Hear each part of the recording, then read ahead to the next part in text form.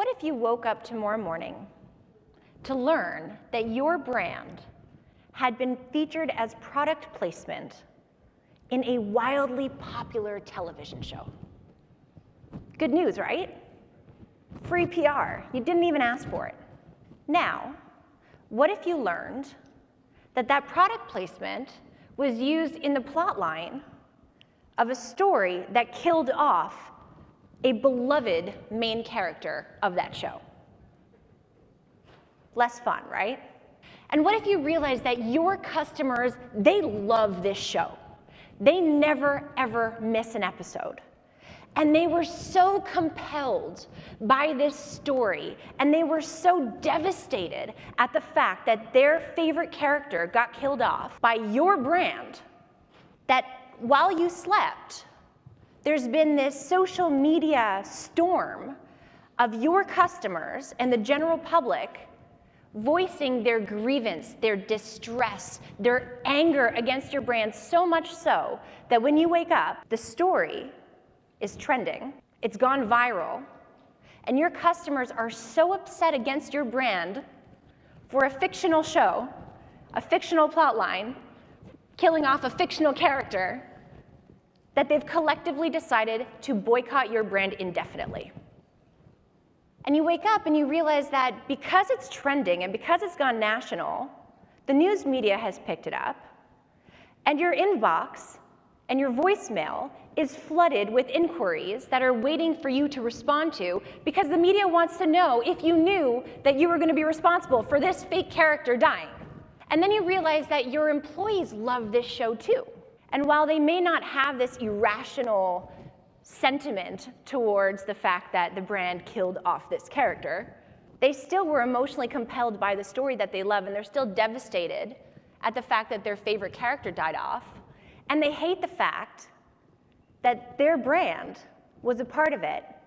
And they're very aware of what's happening on social and the impact that this is having. The impact that this threatens to have on your reputation as a result of a fictional television show. By a show of hands, who feels confident that if this was actually your reality tomorrow morning, that your entire team would know precisely, exactly what to do to get ahead of that story, to regain control of that narrative, and to not lose those customers? Show of hands. I see no hands. By a round of applause now, I would like to know who feels as though walking into that office, your office, that morning, you'd be chasing your tail a little bit.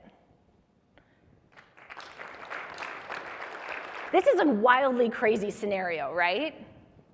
And yet this is the reality that Crock-Pot woke up to just a few weeks ago when This Is Us used a generic slow cooker, not a Crock-Pot machine, as part of the plot line that killed off one of their most beloved characters. We live in complex times, don't we? I want you to picture that in the breaking moments of that precise scenario, that you have confidence in knowing that your entire team knows precisely how to detect it in real time, how to assess its impact on the brand, and they know how to work together in real time to not just successfully manage the crisis, but to actually come out of the crisis with even more stakeholder goodwill and credibility and trust than you perhaps had going in. That level of instinctive crisis management is what's required today if you're going to get ahead of all of that noise. Position your brand as the voice of trust, credibility, and leadership in a crisis. That level of instinctive crisis management is what it means to be crisis ready. And when you're crisis ready, and you can have confidence knowing that your entire team will be able to detect a negative incident and respond in a way that increases brand credibility and trust, then you have an invincible brand.